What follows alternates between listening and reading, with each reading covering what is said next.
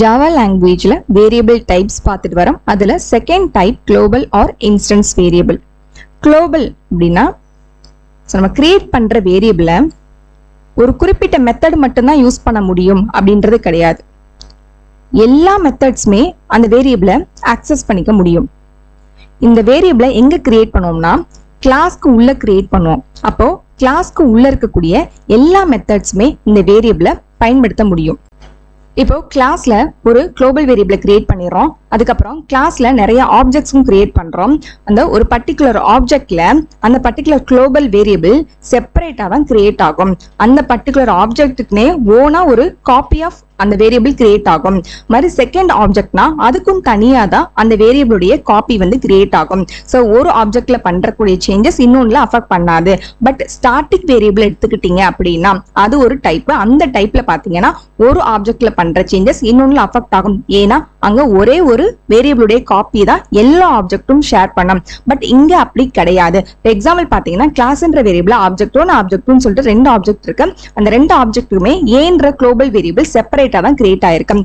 அதனாலதான் இந்த global variable instance variable. Instance means ஆப்ஜெக்ட்டுக்கு செப்பரேட்டா அந்த வேரியபிள் கிரியேட் ஆகிறதுனால அதை இன்ஸ்டன்ஸ் வேரியபிள் அப்படின்ட்டு சொல்றோம். சோ ப்ரோக்ராம் எக்ஸாம்பிள் பாத்திரலாம். Eclipse சாஃப்ட்வேர் ஓபன் பண்ணிட்டு பேக்கேஜ் PDT அந்த நேம்ல நான் கிரியேட் பண்ணிருக்கேன். அது மாதிரி hello1 அப்படின்ற ஒரு கிளாஸை கிரியேட் பண்ணிருக்கேன்.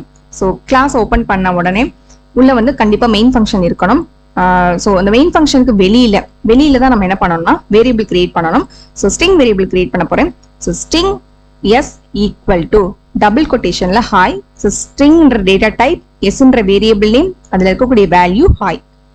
இப்போ ஒரு குளோபல் வேரியபிள் கிரியேட் பண்ணியாச்சு. அப்ப hello1ல இருக்கக்கூடிய மெயின் ஃபங்க்ஷனும் அதை யூஸ் பண்ணலாம், இல்ல வேற ஏதாவது ஃபங்க்ஷன் கிரியேட் பண்ணாலும் இந்த வேரியபிளை அக்சஸ் பண்ணிக்க முடியும். இப்போ hello1 இந்த கிளாஸ்க்கு ரெண்டு ஆப்ஜெக்ட் கிரியேட் பண்ண போறோம். ஸோ அதை மெயின் ஃபங்க்ஷன்ல தான் கிரியேட் பண்ணணும். அது எப்படி கிரியேட் பண்றதுன்னா class name object name equal to new keyword, மறுபடியும் class name, open brace, close brace, semicolon. இதான் ஒரு ஆப்ஜெக்ட் கிரியேட் பண்றதுக்கான சின்டாக்ஸ். ஸோ அப்போ OPJ1ன்ற ஒரு ஆப்ஜெக்டையும் OPJ2ன்ற ஒரு ஆப்ஜெக்டையும் கிரியேட் பண்ணியாச்சு. நெக்ஸ்ட் இந்த லைனை கம்பைல் பண்ணும்போது உங்களுக்கு மெமரியில OPJ1க்குள்ள எஸ்ன்ற வேரியபிளை கிரியேட் பண்ணி அதுல ஹைன்றதை ஸ்டோர் பண்ணி வச்சுக்கும். OPJ2ன்ற வேரியபிளை கிரியேட் பண்ணி அதுலயே ஹைன்ற வேல்யூ ஸ்டோர் பண்ணிக்கும்.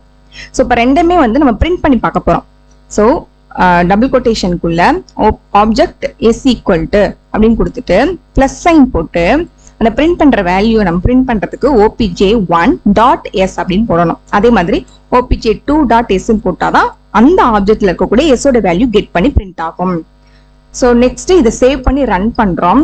ஸோ உங்களுக்கு அவுட்புட் பாத்தீங்கன்னா ரெண்டுலயுமே ஹாய் அப்படின்ட்டு பிரிண்ட் ஆயிருக்கு. அப்ப சேம் வேல்யூ தான் ரெண்டுலயுமே ஸ்டோர் ஆயிருக்கு. இப்போ ஒரு ஆப்ஜெக்ட்ல ஒரு சேஞ்சஸ் பண்ண போறோம், அது இன்னொரு ஆப்ஜெக்ட்ல போய் ரிஃப்ளெக்ட் ஆகுதா அப்படின்னு பார்க்க போறோம்.